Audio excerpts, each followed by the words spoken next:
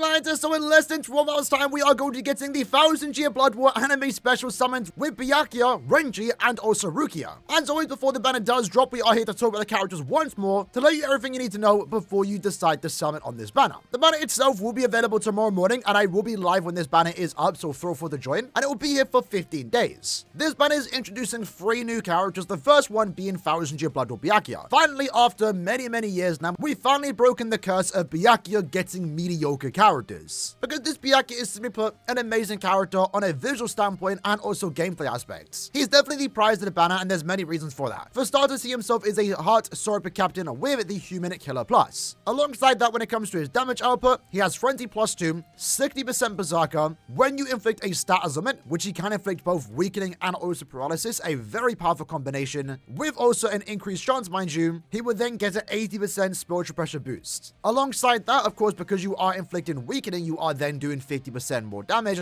but he also does have a team party buff that he can give to any other Soripa, which will let you do 30% more damage. Alongside that, at full stamina only, he does have an extra 40% strong attack damage increase, so this character is going to be hitting very hard, and that also gets further increased with the fact that he does have weakened defense on his soul bomb, and also an extra attack, an EX attack, which has some good damage to it, really good AoE to it, but also does provide yourself and your teammates 5 barriers. He's the first character in the game that can provide 5 barriers to your teammates, making him a really good support at the same time. He has a good strong attack hit, he's immune to every stat ailment, he has poise break, so he's going to be good in limit breaker quest, and even gets more skills in arena. In my opinion, the only skill that he's lacking here is long stride, and I probably would have preferred that over bombardment, but what you're getting here is actually a really strong Byakuya. A really strong character in general, going to be a must-have lead for the ranged human guild quest, and is going to pair very well with the newly released 1000-year Blood War Tenjiro. But if you've just been looking for an overall good canon Byakuya, you finally got that with this character.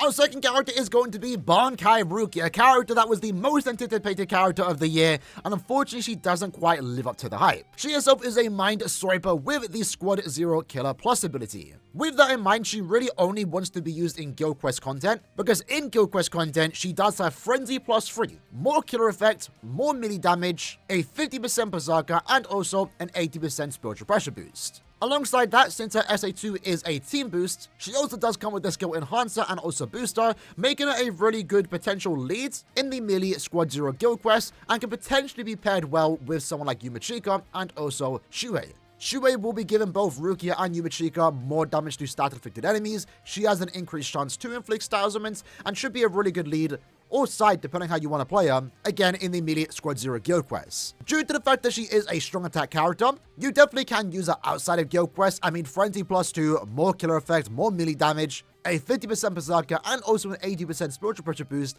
is good enough and usable outside of guild quest. I wouldn't say she's strictly only a guild quest character, and she was some fun, enjoyable gameplay, especially with the fact that she does have freeze and drain on every single attack except her SA2. But to get the most out of this character, you're only going to see that in guild quest. Outside of guild quest, she's kind of like a standard end-of-month character, but the Squad 0 killer might be somewhat of an issue, because it means if you decide to take it into limit breaker quest, for example, she's never going to have killer. She's an overall good unit, and if you're a Rukia fan, you will be having a lot of fun with her, but for someone like Bankai Rukia, I feel like she should have been better. She's not a perfect unit, but she's definitely not as bad as people are making her out to be. But then again, here's Bankai Rukia, she really honestly should have gotten the Byakuya treatment. And then lastly, our final character is going to be 1000-year Blood War Renji, a power melee normal attack damage character designed for the Brave Battle game mode. Finally, after 9+ months, Aaroniero has finally received her counter. If you have been playing Brave Battles and you want to push in Brave Battles, but you don't have a good option to counter one of the most dominating Brave Battle characters to date, Aaroniero, this character is going to be the answer for that. He himself is a power sniper, so most characters in the meta will never have killer against him. But Renji in particular, since he is a power human killer plus character, he is doing significantly more damage to Aaroniero, and it should ensure that he always wins every matchup against Aaroniero, even if she has more duplicates invested into her. The reason for that is because, of course, he does have all the skills you want in a Brave Battle unit. Flurry plus 2, but for the first 10 seconds, he does have Flurry plus 3. Under half stamina, he gets a 50% extra normal attack damage increase. He can prevent last-ditch survival. He can go through barriers. He can ignore Brave Battle invincibility. He has invincibility himself, and likewise, once you do get under half stamina, you also decrease the damage that you take by 50%. Of course, one important skill here is the fact that he does have persistence, so once he is defeated, he will then become invincible for 5 more seconds, allowing him to easily compete with a lot of other characters in this meta. More specifically though, Orihime. One of the special parts about this character though is the fact that he's the second character in this game to have this type of ability, but this time for power and also technique characters, because he can block all buffs and debuffs from the enemy's team if they are a power or technique character. This ensures that if you are using Renji and also Sergeant in the same team, the only way an enemy can actually get a boost or debuff off is if they are a speed character. Using these two characters basically ensures that you counter most of the buffs and debuffs that you are going to see in the Brave Battle meta. Occasionally you might come against a speed character, but that's why having Orihime in your team is also going to be really good still. With the most recent Brave Battle update, we did get a new strategy, the attack strategy, where you can make it so your characters will not be using strong attacks. And you might want to do that if you know for a fact the enemy's team won't get a debuff off, or a boost. It's definitely worth mentioning though that you might not entirely want to do that, because Renji himself also does have a debuff. So depending on the enemy's team, this might be a way for you to guarantee a stat advantage. You can block them from debuffing and also buffing, and then you can debuff them, and depending on your other character, maybe even buff yourself to get that guaranteed stat advantage. An overall really solid normal attack damage character for Brave Battle content. Again, he is the long-awaited character to counter Orihime, and he should have some pretty good usability outside of Brave Battle content, more so in Guild Quest content, as a debuff power character should work really well with Soifon and also a team buffer like Mashiro, who buffs power characters damage. But in all honesty, the only problem with this character is the fact that it's Renji. You don't really want Renji to be a Brave Battle unit. As a character, he's almost flawless. He's going to do exactly what he wants to do, but maybe overall Renji didn't deserve to end up being a Brave Battle character. That's it for the 3 new banner characters. Again, I think all of them are solids. More so Byakuya and also Renji, they're kind of the best in what they want to do. Rukia, we kind of have to see how good she is going to be when in comparison to Yumachika. I definitely think she'll be a lot more enjoyable and better to play outside of Guild Quest as opposed to Yumachika, where that SA2 really doesn't translate well outside of Guild Quest content, and sometimes even in Guild Quest content, the barrage attack really isn't that fun using, I will be honest. For the other characters in the banner though, we do have part 2 of last year's anniversary banner. Kind of surprising they are already returning, but I guess it's not really a bad thing, especially if you don't have these characters duped out, more so Yachiru. First character though is Shojiro. He's a links or farmer that can also guarantee you droplets every time you complete a quest. If you are looking to farm links or potions and also more specifically more droplets, he's an overall good character to have. Yachiru is one of the best characters and most enjoyable characters in the entire game. If you were a fan of Yachiru in 1000 Year Blood War Season 1, this character is almost a must-have. Meta still in Guild Quest content for the melee story part and also Captain Guild Quest, and overall just a blast to play with the way her skills and also strong attacks do work. She's very unique, but still powerful, one of the best characters even a whole year later. Yamamoto is a Brave Battle character, more so designed to strictly counter Yuha Buck and any other captain.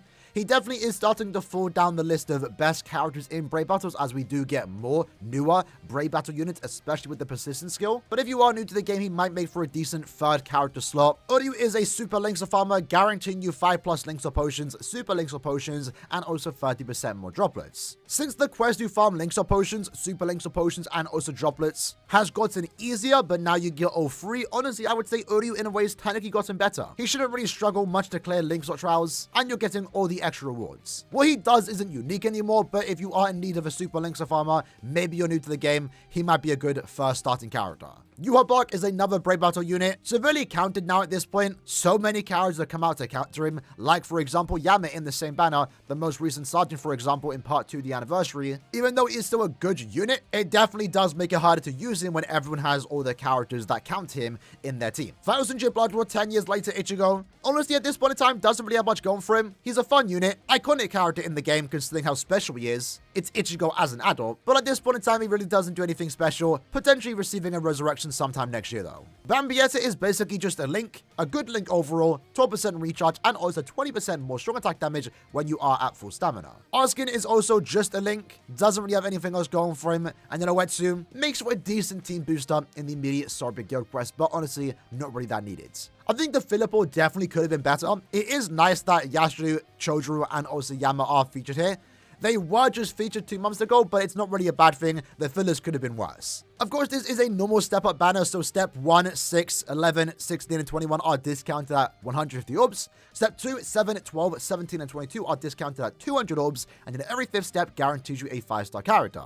If you do make it all the way to step 25, you are able to pick either Renji, Byakuya, or Rukia from the guaranteed summon ticket. This overall will cost you 5,500 orbs, and once you complete step 25, you will repeat the entire process again, where on step 50, you can get an even special pity ticket. Most people, myself included, won't do this, but it essentially lets you pick the 3 new 1000 Year Blood War characters or any other 1000 Year Blood War character up until Masaki Ishin's release. Let's say, for example, you are a diehard Byakuya, Renji, and also Rukia fan, and you are going all the way to step 50. Well, if you get lucky and get all the characters you want, you might be able to pick some other good characters like Yuha Buck, Orihime, Senjumaru, Kyogei, and even Ichigo. The amount of people that actually go to this step I feel like would be quite low, but I guess it is nice for those that do make it all the way to step 50. I've done it myself, not doing it in this banner, but I might do it one day, and when I do, I'll be happy to have a ticket like this. So overall, is this banner worth summoning on? I would say it's an easy yes. I mean, it really comes down to you know, disregarding how good the characters are, a new Rukia, Byakuya, and also Renji were always going to be a down to 0 situation, at least for me.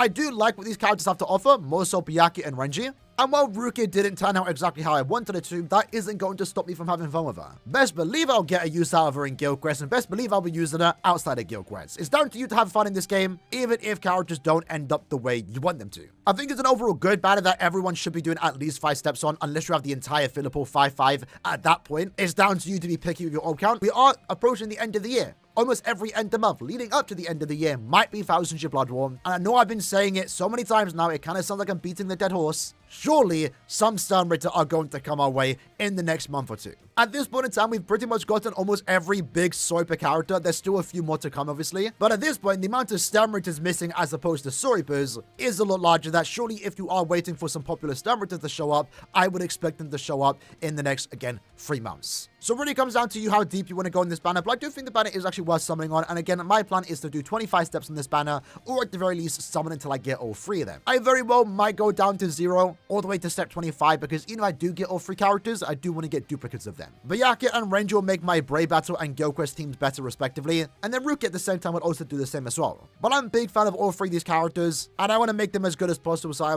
personally wouldn't mind hunting for dupes. I guess it's worth mentioning, and this isn't guaranteed, so that's why I'm mentioning it right at the end. We do currently have a Broadcast Celebration special orders, where by using Soripers released in the last 9 or so months, all of these characters here, you can get yourself a guaranteed 5-star summon ticket for Soripers. Since they specify Soripers, and since this ends on the 19th, there's a potential chance this upcoming mid-month banner will be Stern Ritters. And then with that in mind, we might get second round of orders, this time for Stern Ritters / Quincy's. Unfortunately though, by the time the mid-month banner is announced, this banner overall would be gone, the individuals will then start happening. So I can't really say wait till the last day to find out what mid-month is going to be. We won't be able to do that. But there is the potential chance, not guaranteed, that this upcoming mid-month or end of month could be some Quincy's. So even if you are summoning on this banner, you might want to still save some extra orbs. Either way though, I'm summoning on this banner tomorrow morning. Hope to see you lads there live on our live stream. In the comments below, let me know how deep you plan to go. I'm curious to know, and I'll see you lads next time. Take care and peace.